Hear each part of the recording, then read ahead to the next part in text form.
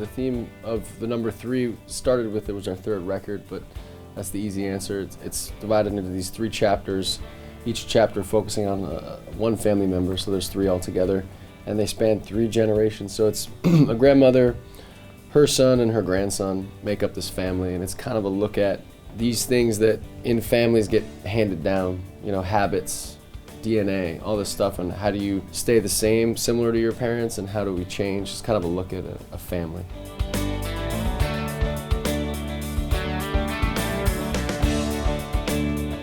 It's a very personal record. It's just the characters allow for some anonymity of the people that we're talking about and singing about. I think it allows a little bit of a buffer. You want to give those people privacy. They didn't ask to be in the songs necessarily. It's that, and it's also sort of sometimes a composite of a few people. To tell that story well, it has to usually be based on real life. The things that happen in real life are often so much stranger than fiction.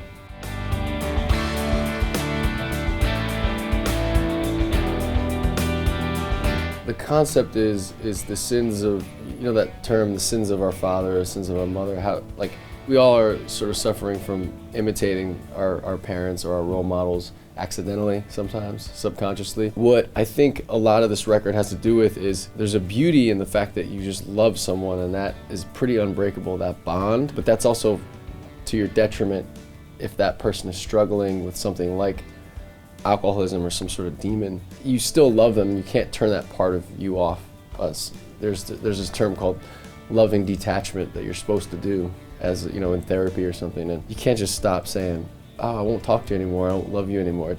It's for better or for worse. I think it's kind of beautiful also. It's this weird thing that I've witnessed where it's not as sad as it may sound, but it's also just pretty, it's like human instinct to want to hold on to that person.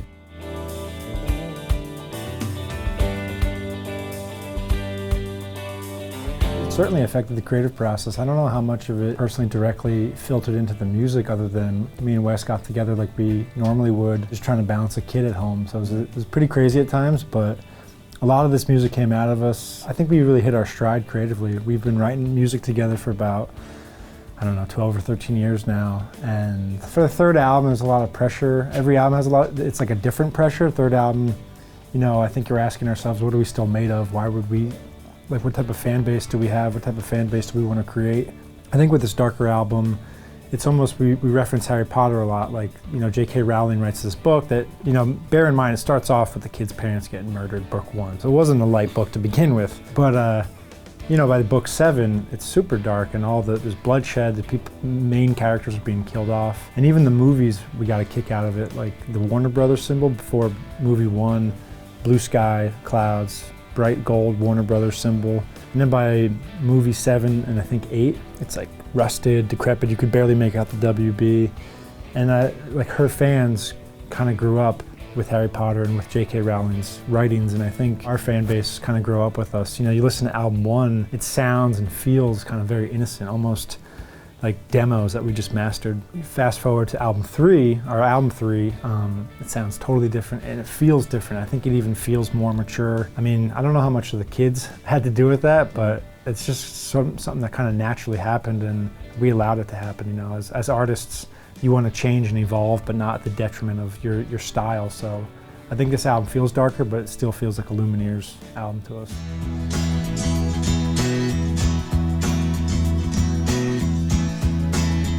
We've been saying Glory is the gateway drug to the rest of the album, so yeah. I think it's true. It's the perfect song to say, hey, check this out, but keep coming, check it out. Yeah, we're really eager to share more and more of the album as soon as we can. We wanted to put it out in chapters, in chunks, mimicking what we like about Netflix versus HBO. You have this thing where HBO kind of gives you a slow drip of the series every week or whatever it is. They pace it, and Netflix is like, here's the whole thing, do with it what you want. And we like that a lot more. So the record industry I think is slowly changing, and we want to be, a part of that. We've wanted, let's say a friend to listen to the album, we'll say, here's the link, and you can tell when they download it, and they'll wait till the weekend, because it's this overwhelming thing, a whole album. If I sent them a song or 3 songs, they would be doing that immediately. So in a weird way, you're trying to trick someone into getting into something deeper and longer without them feeling like they're doing homework or, doing you a favor. So I think understanding where we're coming from is not that different from a lot of people and how they kind of want to dive into music.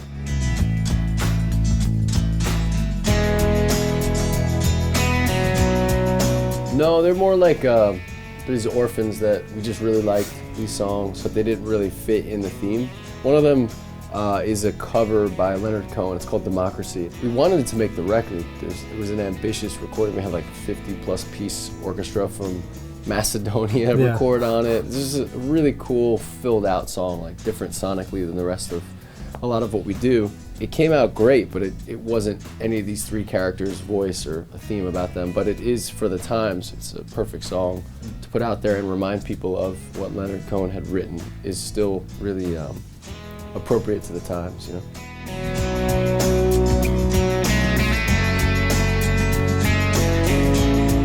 Gloria Sparks would come out first. That's the first three songs. The second three is Junior, so that's her grandson. It's so abstract right now, but as the visuals come out and the videos come out, I think everything will sort of congeal and like support one another. It'll make a lot of sense. We were joking, talking about music is like dancing about architecture. That's an old saying because it's really hard to describe something. We're trying to make it as simple as it without trying to overwhelm someone and say this is a concept record. It's more of like a long story, an overarching story through a family.